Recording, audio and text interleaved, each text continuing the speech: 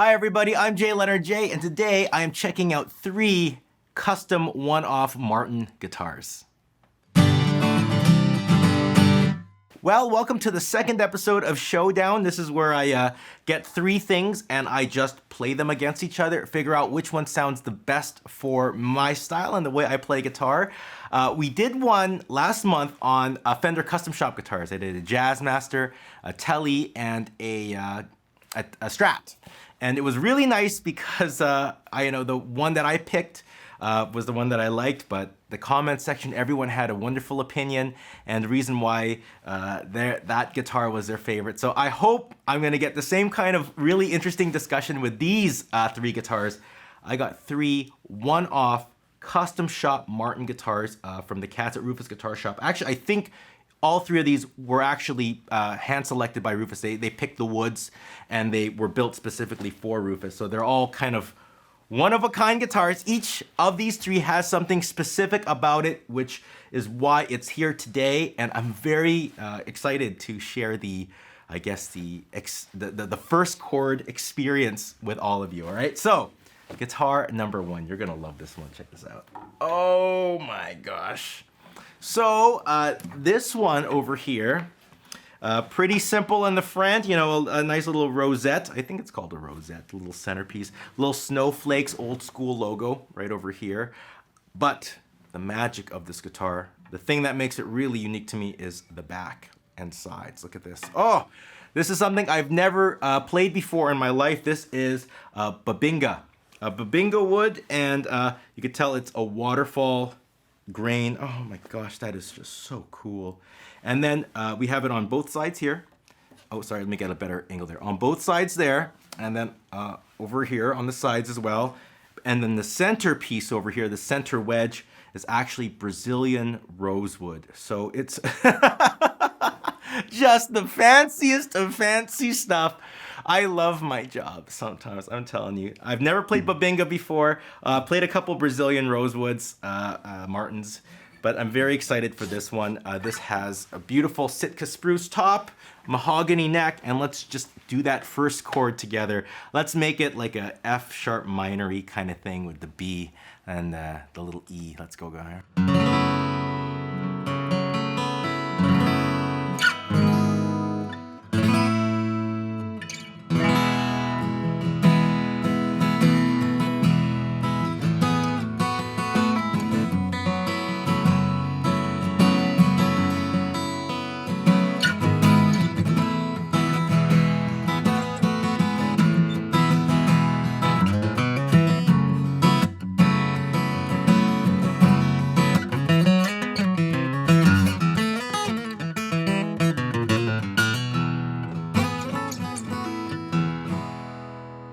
Oh my gosh, so I'm definitely hearing it likes like a smoother, lighter stroke.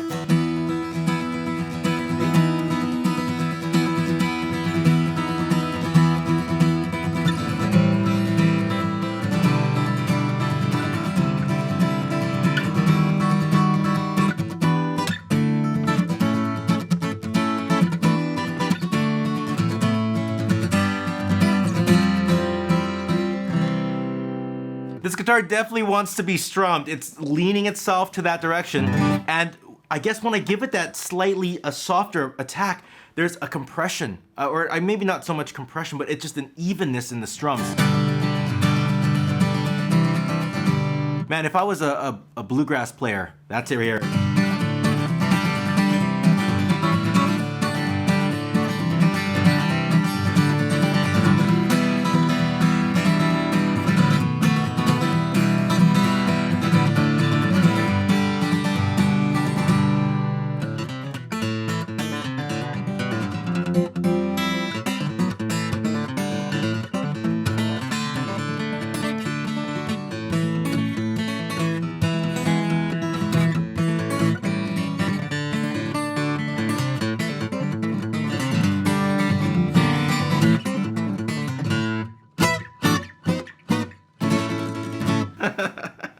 It'd actually sit really well in a band. If I was doing the dreadnought thing in a band, this might be a really good choice because I don't think I'd step on anyone's toes too much.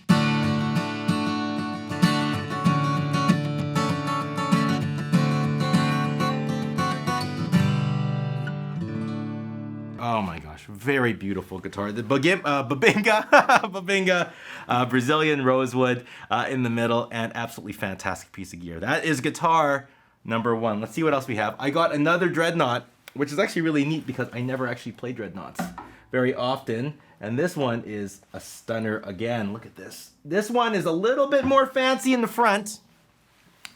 Kind of the 40s series looking in terms of the ornamentation with the abalone. But again, look at old school headstock. Maybe you could tell I like those. But here's the magic. Check this out. Oh my gosh, look at that. That is Cocobola. Cocobola. It is very, very deep. You could tell there's so many different shades and so many different lines, and oh, it's just absolutely stunning. Right in the middle, it's called a sap line. That's where the sap of the tree comes in and kind of stains it in a way so that when you actually put the stain and the color on it, it has a contrast to what is going on with the unsapped piece of wood. Very nice, neat little, it just looks cool, doesn't it? Back and sides, again with the spruce top. And here we go. Same chord, the F Sharpie thing. Here we go.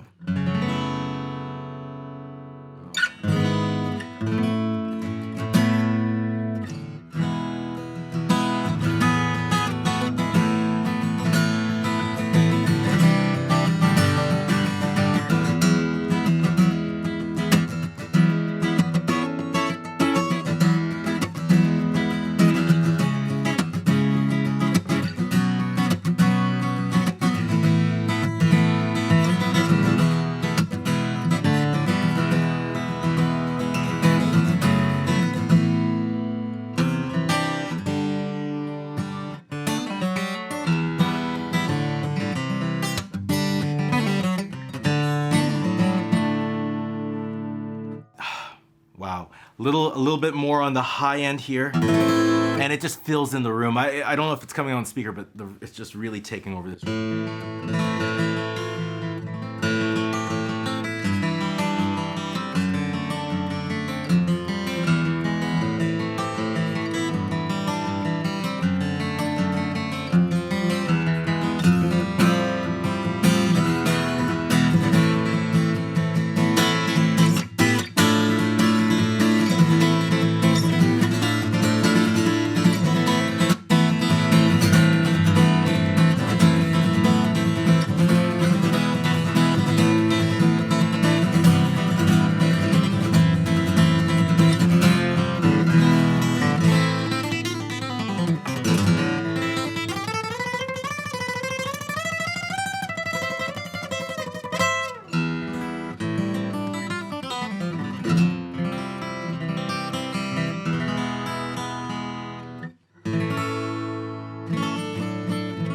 Oh my gosh, if you're a singer-songwriter, that's right there for you. It just...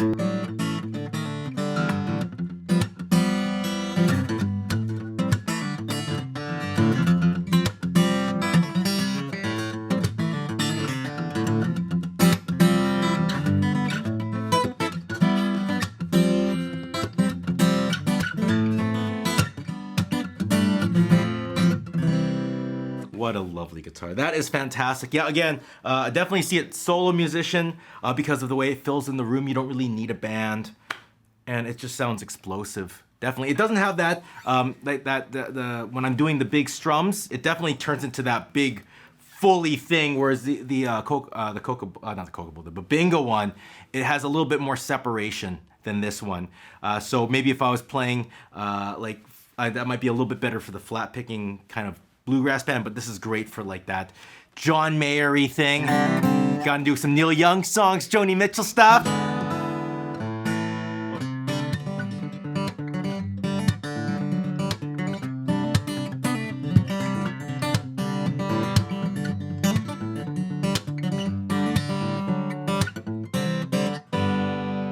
Last guitar we got on the docket today. This one is very different than the other two. I did some dreadnoughts and I'm gonna mix it up. This is the one, the bias.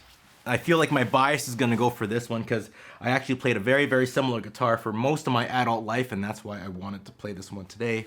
This is a 0018 flamed mahogany. Oh my gosh. That's super cool, actually. That's really nice. And it has a very neat one-off pickguard. The thing about this pickguard, it was used in the 30s on the 40s series of Martins. They only made about 39 guitars with a pickguard like that back in the day. And then when the Rufus Cats went to get these guitars made and ordered and stuff, they saw this in the museum and asked them to do a repro of that old school pickguard. So this is it right here, and you can tell it is definitely really, really cool.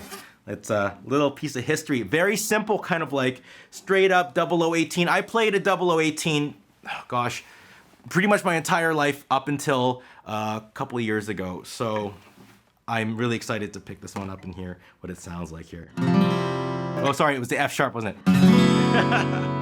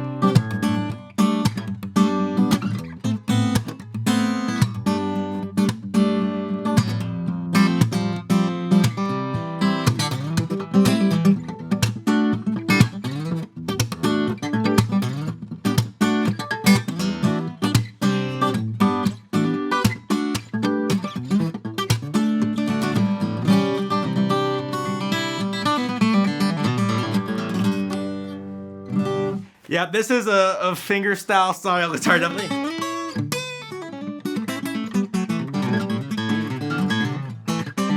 It doesn't do the same thing those dreadnoughts do. It doesn't overtake the room, but what it lacks in that, with the short scale and everything, it just feels playable. And it has a nice direct sound to it, and the mahogany is just so naked and true.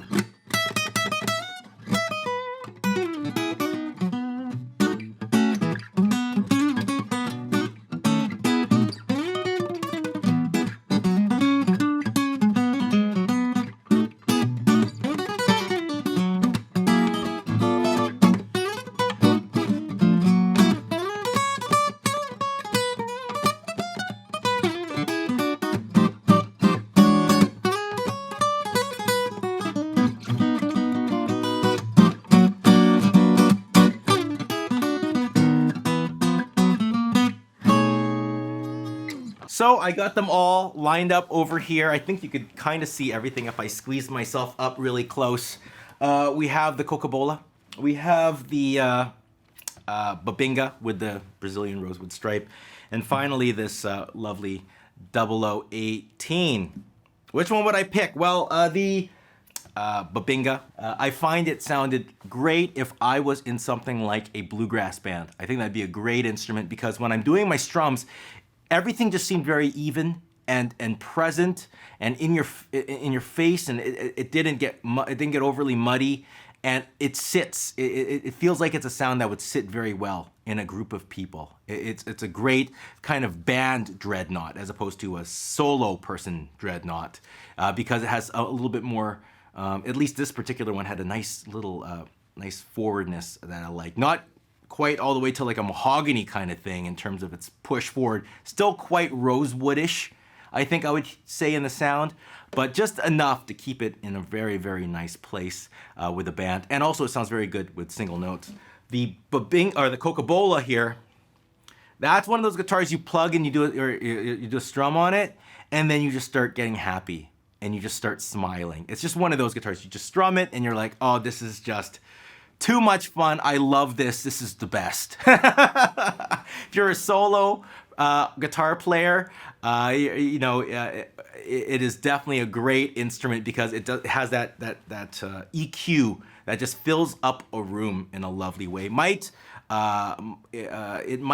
be a little bit too much for a band. You could obviously tame it, but I think this thing shines if you're doing like singer-songwriter stuff. If you're doing solo stuff, it'd be great too. This thing over here, obviously, I have such a love for double O's, and this is one of the nicest double O's I've ever played. It is beautiful, incredibly inspiring. It feels like home. It's so easy to play. You don't have to think about it. And it's the most, if I was gonna just grab a guitar and go, this would definitely be the best because it definitely just, you absorb it when you're playing. The one I'd probably go for, if I had to pick one, I thought I'd pick this one, but I actually might pick the Cocobola. I think that was a really lovely guitar. There's a wow factor to it when I look at it. There's a wow factor when I did my first strum. I wasn't expecting to like it as much as I did, and it just blew me away in a wonderful way. And that is what I have to say. But more interestingly, what do you have to say about this? Tell me which one of these three struck the biggest chord with you. You get it? Chord music stuff. Thanks to the cats at Rufus Guitar Shop. I'll put links to these guitars in the description below. Please subscribe to the page if you haven't. Check out the links in the description below. If you have any ideas for a future Showdown episode, let me know. And if you want to, support me on Patreon, you can do that. Do all the kind of stuff. Just thank you so much for watching. I'll see you all soon. Take care and goodbye.